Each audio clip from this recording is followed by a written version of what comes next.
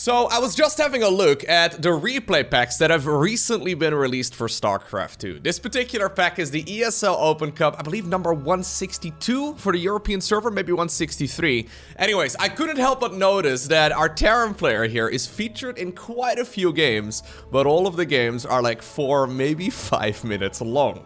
So if I were to make a guess, he's doing one of his challenges once again, spotting right here in the bottom left-hand corner. Yeah, it's sending out one of his SCVs, and I believe a second one as well. We're looking at uThermal's main command center. Now, his first opponent, playing right here with the blue Protoss pieces, he's the rank 1 Protoss from the European server. We're looking at MaxPax's main Nexus. So, every once in a while, I mean, honestly, every once in a while may not even be entirely fair anymore. Whenever I see Mark queued up in a tournament, it's pretty much safe to assume he's doing one of his challenge runs once again, but he occasionally does a run where he is cheesing literally every single game. I recently casted a series of his, well, quite a few games actually, where he was planetary fortress rushing. Now, obviously, that is a little bit difficult to pull off, especially against someone of MaxPax's caliber. But if the average game is like 4 to 5 minutes long, I obviously haven't seen the replays, but if I were to make a prediction, you can't really planetary fortress rush somebody in that amount of time. I think he's just gonna go for some hyper cheesy builds in this particular series. So let's find out exactly what ended up going down right here in game number 1 on Ancient Cistern. It's gonna be a triple Rex start, so uThermal right here trying to sell the story that he wants to go for a command center on the low ground, and so far it seems that MaxPax, at the very least, is somewhat believing it, okay? Yeah, there's gonna be a Marine that will pop out. SCV should stay alive. And right now, MaxPax is in the dark. Yep, look at this guy, man. I know the Academy Awards or whatever award show recently, I don't know. There was an award show that recently wrapped up. I would like to nominate this SCV for next year's show, okay? That guy did an amazing job trying to sell the story of a quick expansion on the low ground, whereas in reality, I think we're going to be sending those Marines towards the other side of the map here momentarily. Now, MaxPax, does he know? No, he doesn't know at all. So he's going to go for a single gateway over here, Cybercore on the back of it. He is chrono boosting out a couple of units, so at the very least that's nice. The question is though, how many units is Mark going to save up before he decides to commit? So there's 3 Marines over here. There's already quite a few here, hiding on the left side of the map as well. They're very split up, of course. If he can catch the Adept, that would be absolutely massive. Shouldn't happen though, no. Good control right there by uThermal. Well, also good control right there by MaxPax. Shoveling that one Marine right there to the back. This is apparently the time though, that these additional units are gonna try and actually cut off this Adept, and the Adept does shade basically straight into their arms. This is the very first time that MaxPax realizes what he's playing against. Additional boys were pulled from the main base as well, as the all-in is indeed well underway. We have a shield battery coming up right here, but that's not gonna happen. No council right there by MaxPax either. This is game over, isn't it? That's just too many Terran units. Good surround as well, man. The shield batteries aren't done yet. He's trying desperately to add on more inside of the main base. There's one pylon, though, basically powering everything here. I mean, there may be a backup pylon building here momentarily, but already the damage here is absurd. This pylon, though, yeah, it's out of range of that gateway, so there's really no way that additional units are going to be popping out here. Battery does finish up, but it also gets sniped. That's it. That's it. That's all of the probes down the drain. Next up, we find ourselves on Royal Blood. Curious to see if this is maybe a Marines only type of challenge, maybe Marines and SCVs? I'm not entirely sure. I guess we'll see whether or not he decides to go for some different kind of cheese right here in game number 2. Either way, if I were to be a tournament player, right? If I were to participate in tournaments and I were to face off against uThermal, I think it's safe to assume he's gonna do something funky, right? Occasionally he'll play a straight up game. And you kind of have to keep, people guessing, right? Because the worst thing that can happen in these sorts of scenarios is that people just start hard countering you. Obviously, there are builders out there for Protoss that will basically be safe against everything. And if you go for something that's safe against everything, your economy is going to suffer. But if you know your opponent is going to go for an all-in anyways, you don't really have to worry about such things all too much. Yeah, so I think it's quite important for uThermal to continuously participate in events, but then also just play normal games, right? So if you want to go for one of these, I know he likes to upload videos to his YouTube channel about these sorts of things, but if you want to keep doing them, I think at some point people are going to make the assumption that, yeah, you're hard countering them, right? You can't really play under an alternate ID either. So everybody knows Mark J, right? Everybody knows that is uThermal. Now, you can't play under a barcode ID or anything like that in a weekly cup like this. Well, maybe you can in some of them, but it would be considered... It would be considered kind of mean, right? It would be considered kind of mean. By the way, good news for the carpet connoisseurs. The updated version of this map is not actually the one that's played on the ladder. So apparently we're currently on the LE version of this map, the ladder edition version of this map. And apparently we still have the old cursed carpets that you can hide widow mines on if you want to. The tournament version of this particular map that normally is played. That one, actually we have a pretty normal game here. Anyways, that one, it's got updated carpets where basically every single base has got this hexagonal type of thing. Octagonal. Anyways, I'm not gonna do geometrical shapes, okay? The only ones I know is the concave and the convex. And, ooh, and the triangle. I was gonna... Anyways, we've got a factory over here. Building in the middle of the map. That command center on the low ground, I actually really like, though. Because he was selling the story to me as well. MaxPex hasn't picked up on it yet, but he hasn't seen anything crazy, right? So there isn't a depth right now. But the factory will remain hidden here for the time being. You gotta be very careful, right? So units will pretty much always take the shortest route towards the other side of the map if you don't manually micro them. Should be enough Marines available to push this back. Maybe they're gonna kill one SCV, fair enough. Command center on the low ground right now. You gotta be so careful here when you're MaxPex. You can once again be baited into a false sense of security. Now, I really like this follow-up shade. It's gonna see that the bunker at the very least is gone. Yeah, so at least that's something. It also saw that there was no orbital command beginning just yet, although that one is coming up right now as well. Looks like we're not just gonna go for a factory proxy though, we're also building a starport right next to it. Siege tank coming up right now. So this is essentially a 2-base all-in off of 2 command center, which is a little bit shaky. Now this is fantastic though, right here for MaxPex. Sniping all of these Marines at the cost of just a single adept is amazing. There's no way that that Stalker is going to go down. There's no Cyclone or anything to back this up either. So right now, 5 Marines right here, as well as an SCV for a single Adept. Not bad at all. And he's going to consider, yeah, he's going to consider poking right here at the Mule as well. Whatever he can get, man. Okay. So, uThermal is likely gonna, well, go for one big push. I would not be surprised at all if he decides to bring all of the units that he's got, including the workers, to watch the other side of the map once again. Really lovely micro right there from MaxPex, though, who still doesn't know what he's playing against, but he's already got a good amount of stuff, and is now even bringing additional Stalkers to watch the other side of the map as well. He's probably wondering at this point if uThermal has accidentally become a, I don't know, like a Diamond League skilled player, right? Like, he's trying to see if he can potentially win with 4 gateway units. Which, honestly, may very well end up happening here. We do have a siege tank drop coming up right now for uThermal.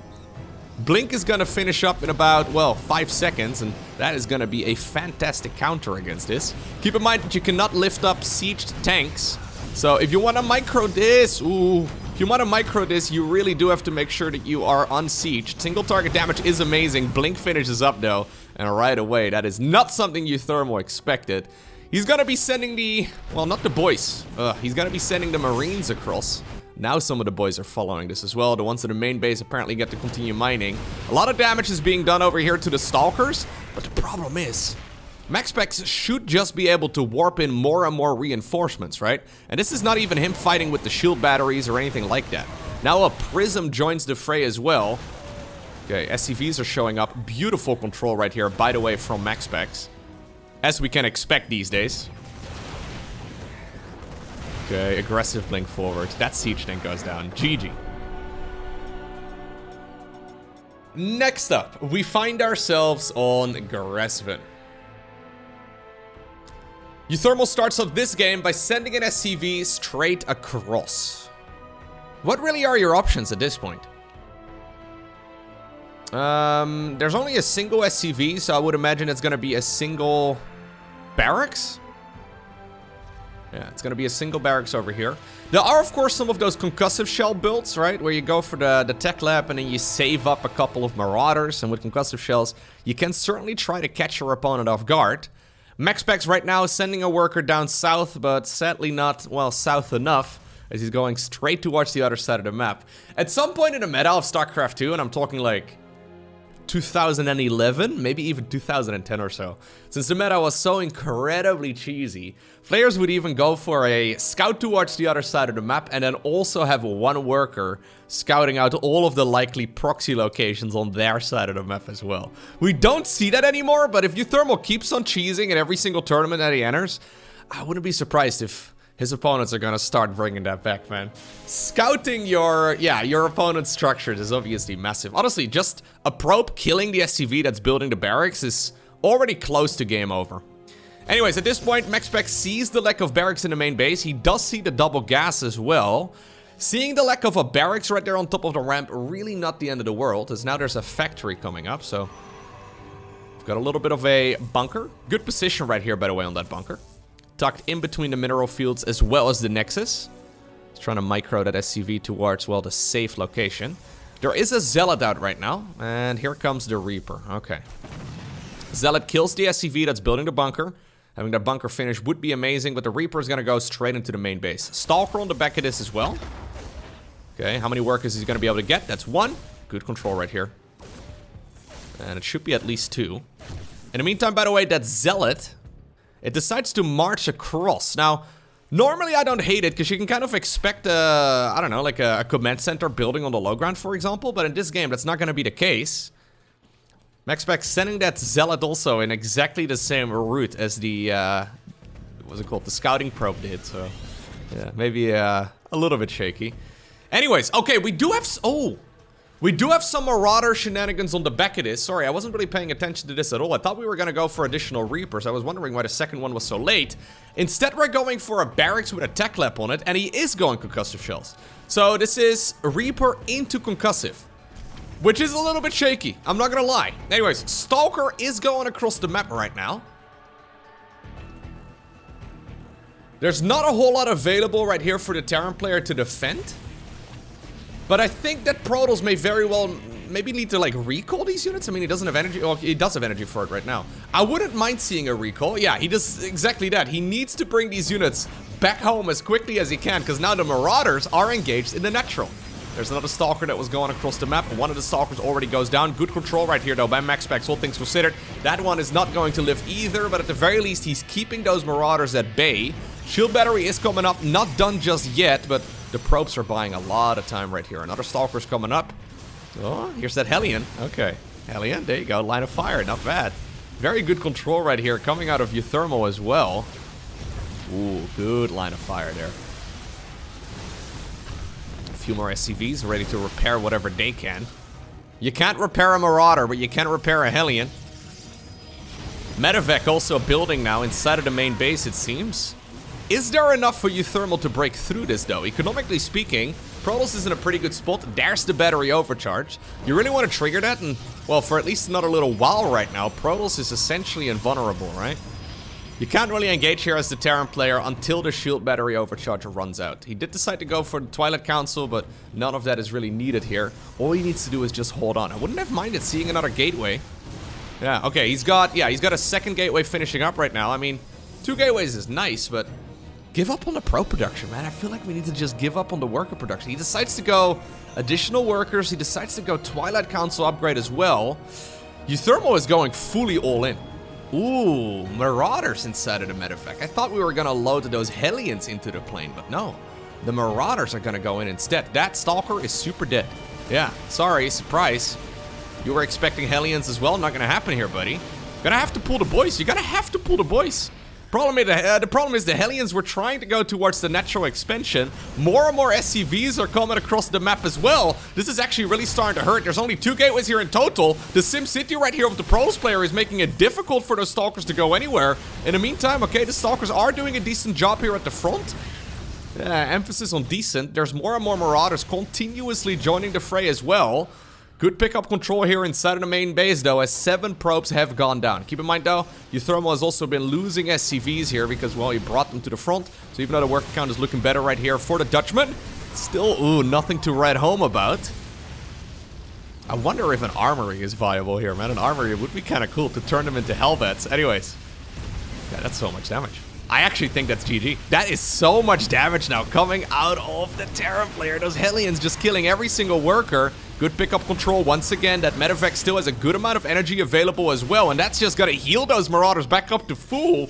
Obviously, Stalkers, they don't fare well against Immortals. And with some spectacular micro, I do believe it's uThermal who obtains the victory here, bypassing the shield batteries on the low ground entirely, as he's just trying to micro his butt off right now against those Stalkers, bringing Stimpack towards the other side of the map as well. As long as these pylons go down... Okay, he's not even gonna go for the pylons. Nah. Yeah, as long as these pylons go down, I was gonna say, that's basically the end of this. There's another battery overcharge. But yeah, you can obviously just target fire down the shield battery as well. That is too much. I think MaxPax right now trying to process the loss as well. He's got 1 Stalker and a Dream. But there's the GG. Alright. So, the games we just had a look at were from the round of 16, where uThermal apparently managed to eliminate MaxPax. Next up, we find ourselves in the quarterfinals. Spawning right here in the top left-hand corner of a Neo Humanity in game number 1 of this best of 3 series, we have uThermal and his opponent. In the opposite corner with the orange Zerg drones, we're looking at Elazer's main hatchery. Now, even though you can't really hide your strategies very easily, unless Elazer talked to MaxPax, I don't think he realizes that this is what uThermal is doing. Obviously, he's well aware of the fact that uThermal likes to go for these sorts of challenges, but you never really know, right? You never really know the flavor of uThermal you're going to get. Usually what you do in tournaments, there's basically a setting when you make a custom game in StarCraft 2 to hide the build orders and to hide the strategies. So you can't just go to someone's match history and look up exactly what they decided to play in the previous couple games. So I don't think Elazer can really find out that way. If we're even gonna go for any sort of cheese. At least the barracks is starting off where we expect it to. On top of the ramp, okay. Against Zerg, you can most definitely do a triple Rex proxy every single game, right? That is something that is quite common in the current meta of StarCraft 2. Maybe not as common as it once upon a time used to be, but it certainly is a very strong strategy. Maybe in game number 2. But for now, everything's normal. Are we gonna go... Okay, we're gonna go for a command center. Okay, it's a scouting SCV. Scouting SCV into a Reaper. Every time I see an SCV now moving across, I get excited, but... Anyways, we've got ourselves an SCV on the low ground as well. And that one is just gonna start building the command center. So everything is as normal as it can be in this particular matchup. This is what we see in every single game. We should see a factory right now and then a reactor here on the barracks as well. There's the mule dropping out of the high heavens. Gonna need another supply depot here momentarily too, but everything's very normal. Reactor, yep. And then you do the big switcheroo. Get a couple of Hellions going. The scouting worker confirmed that nothing is all too crazy here, as Elazer decides to go for a hatchery, into a gas geyser, into a spawning pool. He mined precisely 100 Vespian, and he's now using that right now to get the metabolic boost upgrade, that is the Zerking speed. There is a drone that is currently hiding on over at the 3rd base location, as it now turns into a hatchery as well. And this is exactly, yeah, like we expect a Zerg versus Terran to start. Okay. Have we given up on the challenge? I don't think so. I don't believe it. There's no way. That doesn't make for nearly as good a YouTube video.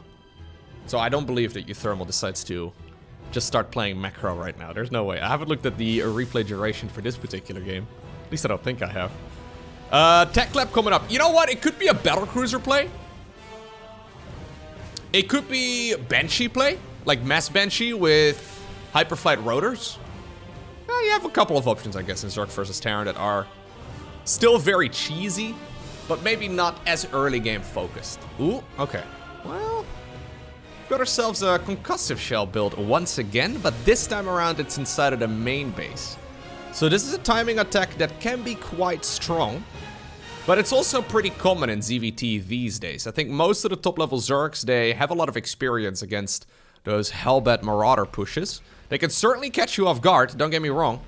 They definitely do hit like a truck, but as long as the Zerg player gets enough queens going and they get a round of Zerglings out, usually these are the types of builds that get shut down quite easily.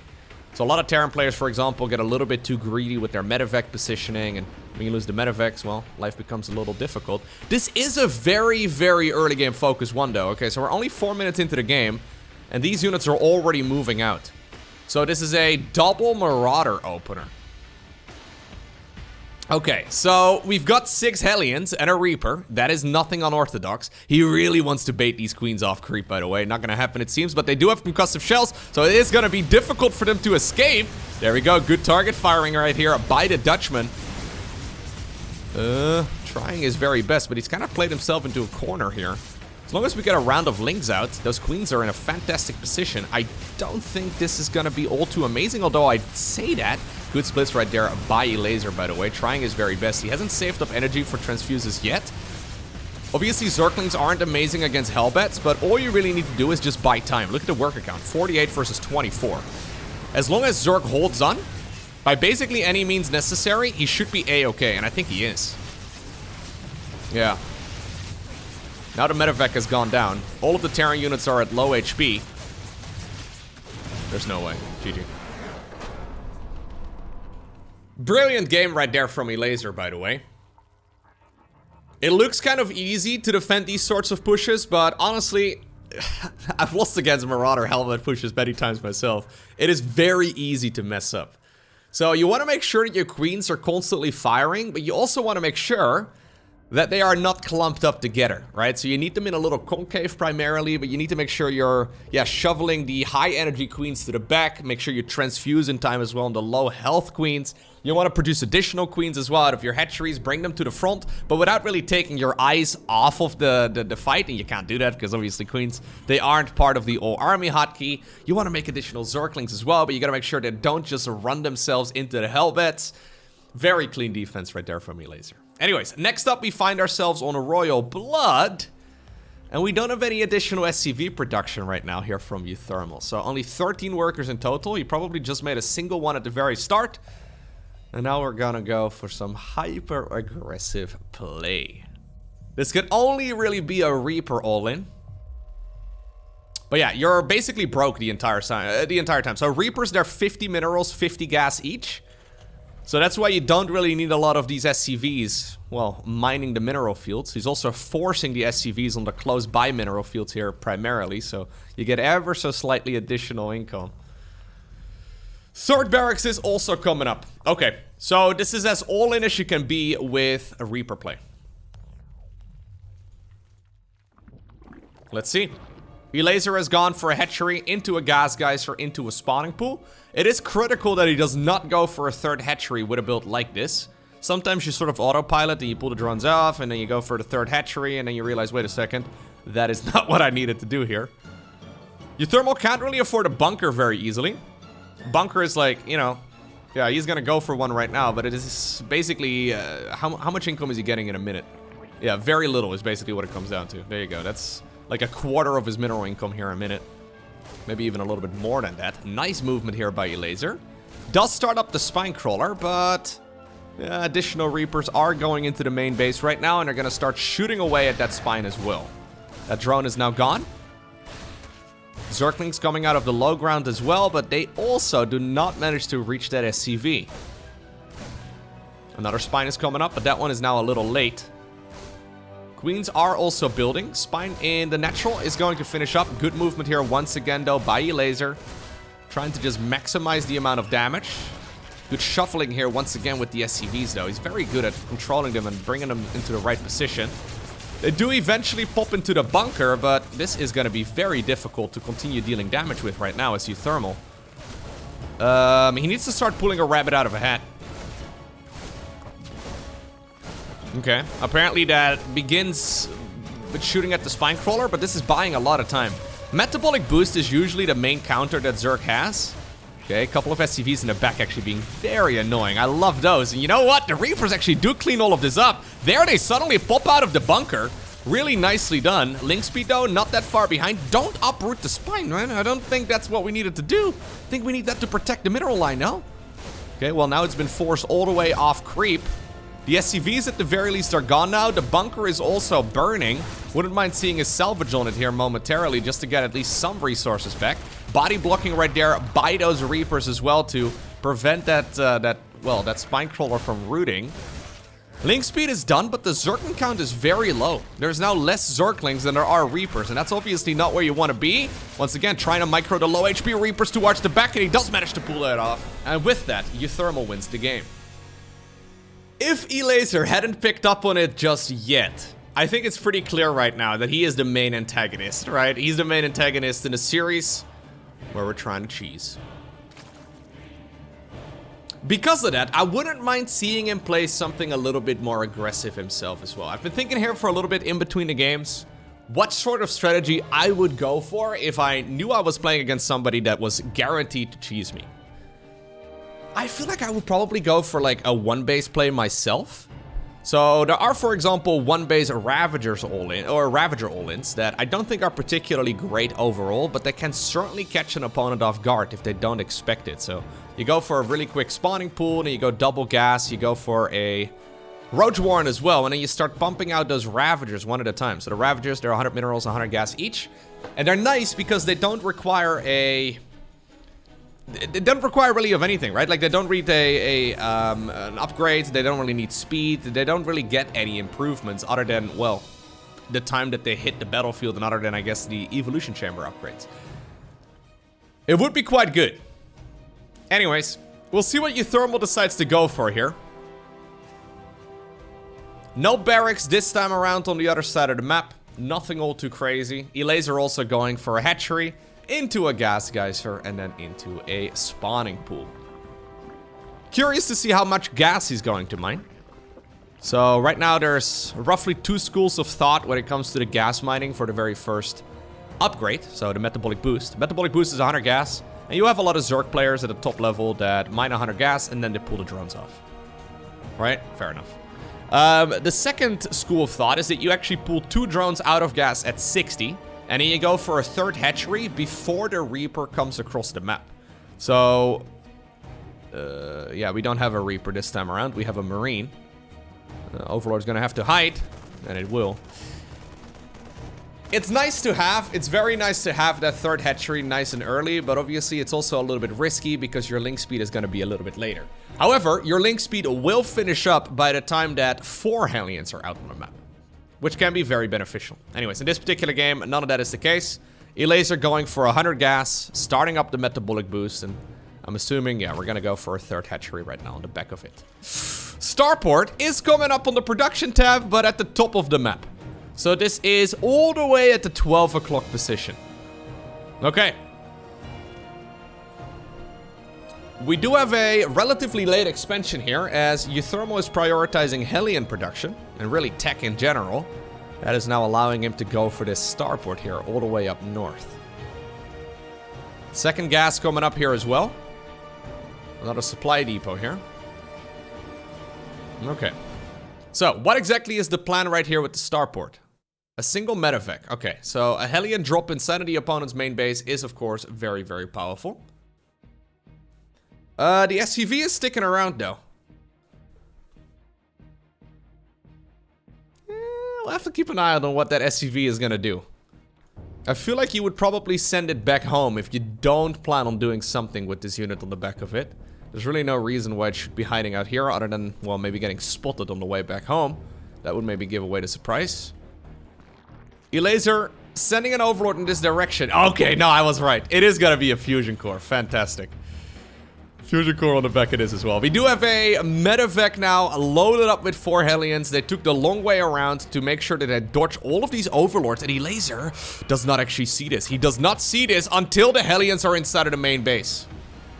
This can deal a tremendous amount of damage. It takes 3 of these Hellions to fire at the same time to kill a line of drones. Okay, good movement.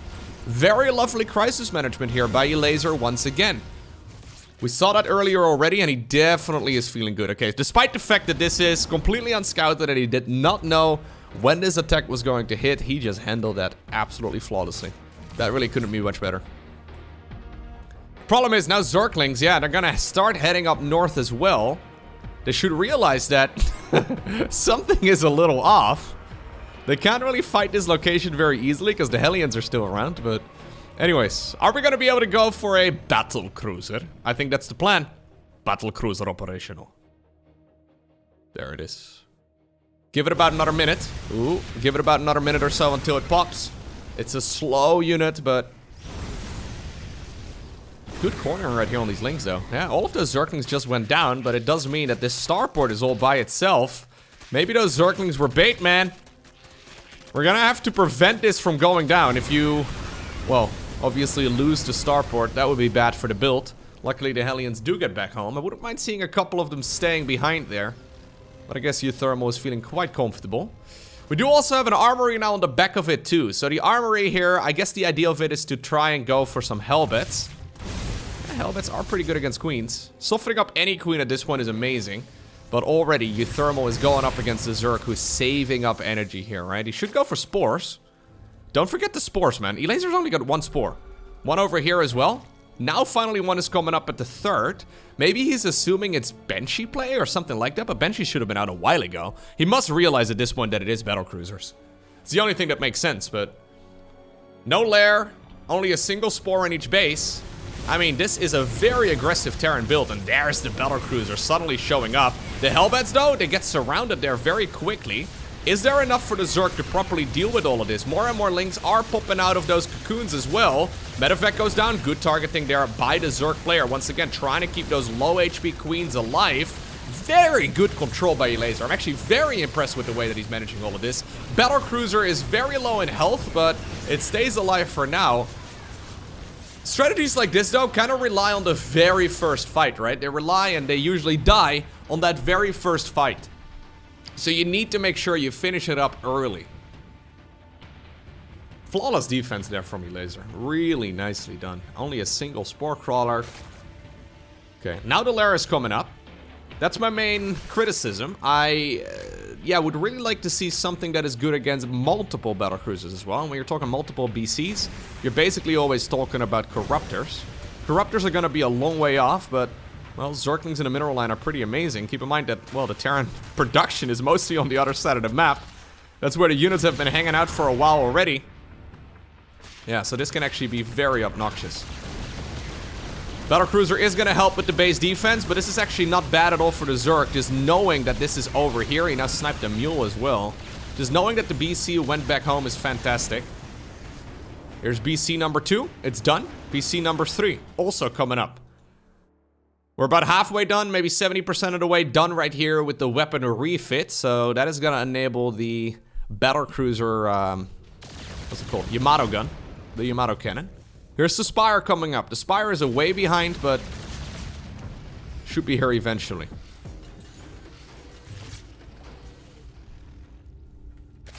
I think we're gonna see one more wave. Yeah, okay, here we go. We're gonna go for one more big wave. uThermal bringing everything that he's got towards the other side of the map. The third BC, it's still a little while away. We may very well have to commit here. Oh my god, there's already Banelings out though. How in the world are you gonna get that done? The SCV is also in the wrong place, and all of them get blown up. The Queens in the meantime are running away. There go the Yamato cannons. More and more Banelings right here, though. They were meant originally for the Hellbats, and, well, they still end up being pretty dang good against that as well. GG, well played is called, as Elazer obtains the victory.